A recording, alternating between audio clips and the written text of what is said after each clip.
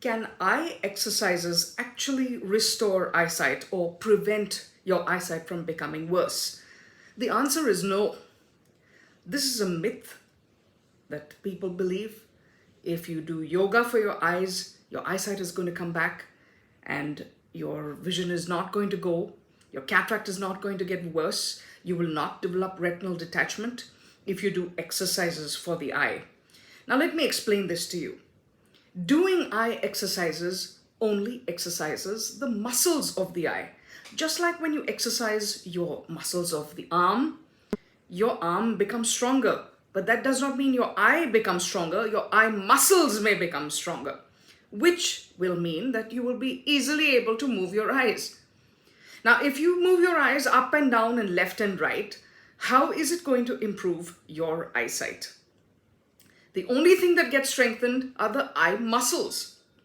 Now, in fact, there is something called the vitreous gel inside the eye. This vitreous gel is attached to the retina.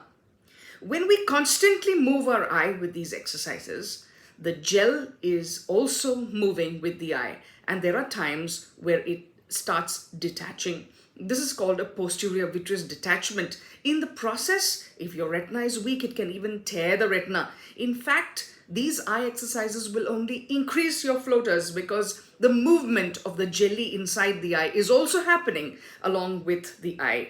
So I definitely do not recommend eye exercises as a routine. The only reason you could need eye exercises are if your eye muscles are weak, which is you're developing a squint. If your eye is deviating out, then an exercise, which is an accommodative exercise, you look at the tip of your finger and then you move it close to your eye and you watch the fingertip up and down. And this way you increase the convergence on this fingertip, which means that you are using your accommodative muscles, and this helps to bring in the muscles which are deviated out. This is the only exercise which can help your eye muscles. Again, it helps the eye muscles. It does not help improve eyesight.